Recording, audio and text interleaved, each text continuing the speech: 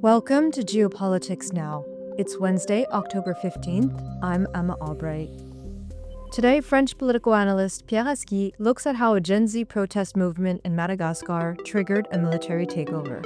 Ça a commencé en septembre par une révolte de la jeunesse. The revolt that began last month by Madagascar's youth fed up with the catastrophic state of the country ended on Tuesday with the army seizing power.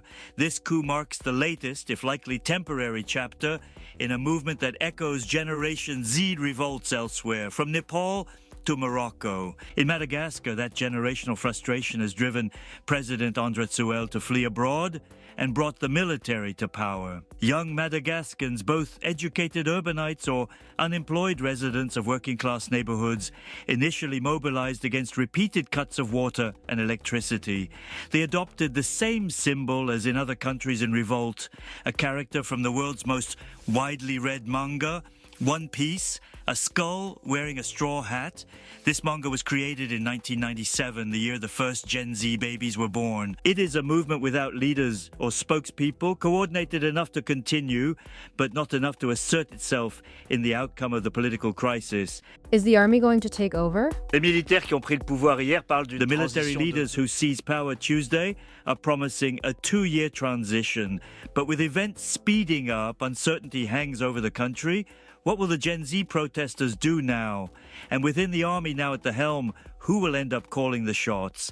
This is reminiscent of the series of coups that have taken place in recent years in French-speaking Africa: Mali, Burkina Faso, Niger, Guinea-Conakry, Gabon.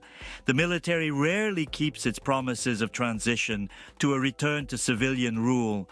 And in those countries of the African Sahel, the consequence has been the establishment of authoritarian rule that does not tolerate the slightest protest.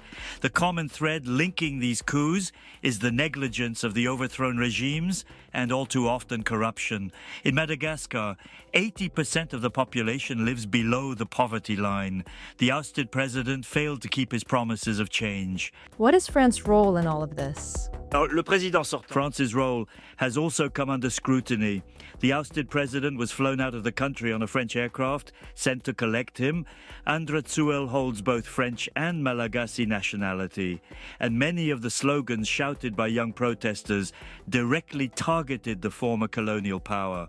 France, take back your André, we don't want him anymore, read the placards. Speaking on the sidelines of his visit to Sharm el-Sheikh on Monday, Emmanuel Macron, who made an official trip to Madagascar last April, called for respect for the country's institutions. 24 hours later, the army seized power, a reminder that the current political dynamics in Africa are well out of French control.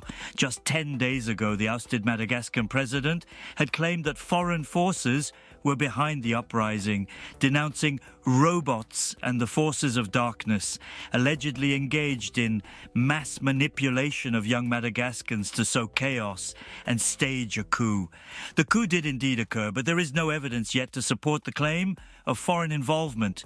The social realities of Madagascar are stark enough to explain the unrest on their own. A new generation has simply had enough. Whether their voices will be better heard under military rule remains to be seen. Il reste à voir si elle sera mieux entendue avec l'armée au pouvoir. Geopolitics Now is a World Crunch production.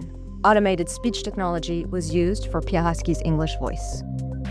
If you like this podcast, we'd really appreciate it if you could help us out with a follow, share, and a 5-star rating on your preferred podcasting platform. For more of the best of the international press, delivered exclusively in English, visit us at worldcrunch.com.